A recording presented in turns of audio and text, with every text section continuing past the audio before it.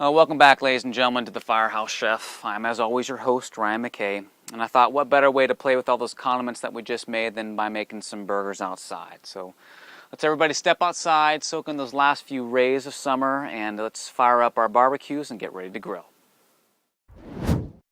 So what we have here is obviously a good-looking man, surrounded by some good scenery, pointing at something very important right there.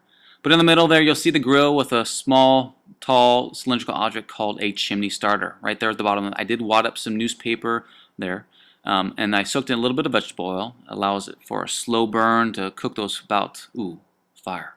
Anyways, there's 4 cups of coal there in the middle of that chimney starter, so let's light it up and get it cooking.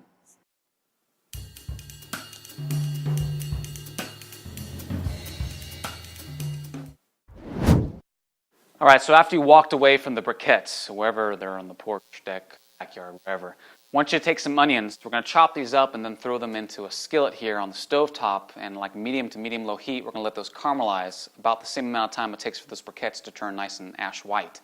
So you can do this and then, again, just walk away. Or we'll check on it every once in a while. We don't want them to burn, but walk away.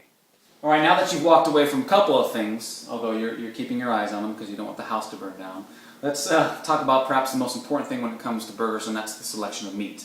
Now, you can go to the grocery store and get yourself some ground beef, but that is typically the lowest quality of meat. It's got a very high fat content, high amounts of grizzle, sometimes some chips of bone in there. So please do yourself a favor and the people you're serving and splurge. You spend the extra 30, 50 cents on something a little bit better. What I like to do is make a 50-50 split of some ground chuck and some ground sirloin. Now the ground chuck comes from the shoulder and the neck of the cow. It typically has a little bit more meatier quality and a little bit lower fat content than ground beef, whereas the top sirloin comes usually from the best quality meat on the cow. It's got good marbleization, but not enough fat for my take because, again, you're throwing it out in the grill and you're exposing it to really high heat temperatures. You don't want it to dry out, so get yourself a 50-50 split. Now, I add simple ingredients because I want the meat to be the star, so I've got a little bit of garlic, a little bit of Worcestershire sauce, a little bit of liquid smoke. I know we're grilling, but I really like the smoky flavor. Some cubed cold unsalted butter and some salt and pepper. Throw it all together into a bowl, mix it up, and then form yourself some 6 to 8 ounce patties. And of course, it depends on who you're cooking for. Some little kids, make them a little smaller. For firemen, make them a little bigger. So let's mix this all together and get going.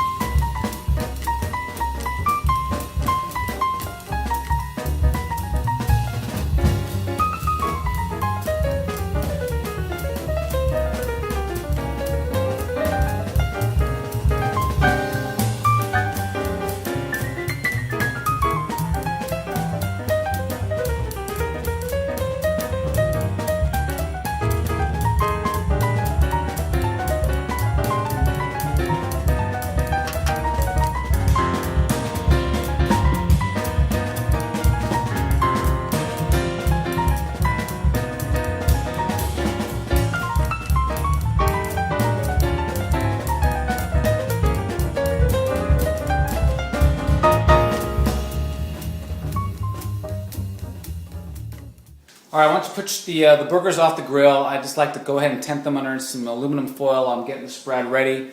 I got the homemade mayo, I've got the homemade ketchup, homemade mustard for anybody who wants it. Got those steak fries there at the end, and what you need to do now is ring the cowbell, call the fire alarm, whatever gets the boys in for dinner. So let's go.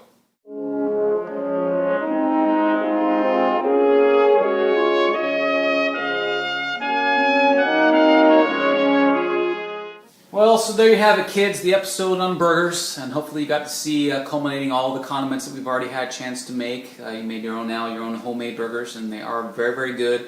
I understand this is also, again, as everything I'm doing from the beginning, it's a very simple recipe, kind of highlighting the meat, letting it be the star, so to speak. But I've had a lot of requests for certain episodes coming down the way. As you can saw in this episode, I'm starting to kind of shy away from showing you the basic skills that you've already used, so hopefully episodes will kind of flow a little bit quicker. I'd like to apologize for the sound quality on this one. My microphone gave up about halfway through, and I'm not about to stop and keep going because I got a hungry family waiting to eat. So guys, until next time, remember, if I can be a chef, why not you?